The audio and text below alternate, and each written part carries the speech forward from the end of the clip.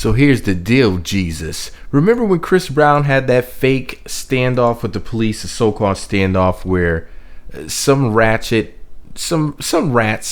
ass thought, claimed that Chris Light Brown had pointed a gun at her at his house. Some silly foolishness. Remember that, Jesus? You remember how RayJ put out that video in support of Chris Light Brown? Well, Jesus, it looks like your boy RayJ may not be able to go to Australia again. This is just downright shameful. Let me go ahead and read to you what Radar Online had to say about it. They posted an article titled Exclusive. RayJ banned from Australia after pal Chris Brown's assault arrest. Find out why the singer's honeymoon is ruined. Now, this was posted on September 8th of 2016 by the Radar staff, so thank you very much for this information. RadarOnline.com writes, and I quote, Chris Brown isn't the only one feeling the fallout after his August 30th arrest for assault with a deadly weapon. RadarOnline.com has learned that his friend, RayJ, has been denied entry to the country of Australia after he was linked to the event. As Radar reported, RayJ, 35, was on hand when Brown, 27, got into an altercation with Bailey Curran in the early morning of August 30th. She claimed he brandished a gun at her, and after a day-long standoff with police, Brown was arrested. RayJ defended him on Instagram, insisting he was innocent. Pause the story right there. There was no day-long standoff. That makes it sound as if Chris Brown had guns pointed at the police and they had guns pointed at him. That couldn't be anything further from the truth. The truth of the matter is, they came to his house. They did not have a search warrant, so they could not come in. And he didn't let them in, which he shouldn't have. In situations like that, when you have enough money and you're a high-profile celebrity in a climate like this where the police are out here just doing whatever they want, being terrorists, basically, terrorists with no responsibility, you call your lawyer and you wait it out. Period. He did the right thing. Shout out to Chris Light Brown for doing that. But anyways, back to the story. She claimed he brandished a gun at her, and after a day-long standoff with police, Brown was arrested. RayJ defended him on Instagram, insisting he was innocent. The singer had hoped to leave all the drama behind him, jetting off on an extravagant Australian honeymoon with his new wife, Princess Love, her fine self. Now, they didn't say with her fine self.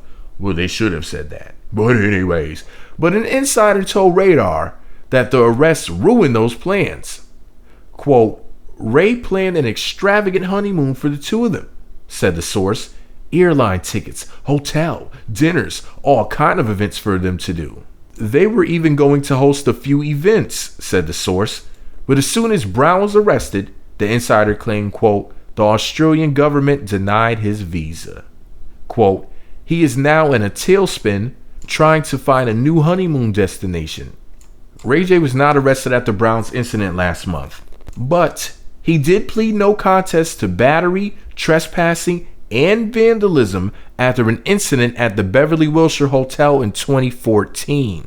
He was sentenced to 3 years of probation, 50 hours of community service, and alcohol therapy and anger management classes. And in 2015, Princess Love, 32, was arrested for domestic violence and battery after attacking RayJ at a strip club. But those charges were eventually dropped, story developing. Now, Radar Online is really overstepping their boundaries. What in the world does RayJ's incident from 2014 and Princess Love's incident from 2015 have to do with this story from 2016 that involves Chris Light Brown? Yes, RayJ was at his house, but then RayJ left. So, what are they trying to say? I just don't get it. I really just don't get it. Because it sounds like they're just trying to go out of their way to just throw as many people into the mix as possible. Because none of these stories match up other than the people that are involved in them. You know what I mean? Like, there was no reason to bring any of that stuff up. Why not talk about that information in separate stories? Because they're separate incidents that have nothing to do with each other. But that's just my opinion. Shout out to RayJ. Shout out to Princess Love. It's really a darn shame. It's hard out here to be a celebrity. You have people trying to set you up. You know, frivolous lawsuits, news stories that are just full of nonsense, just everything, man.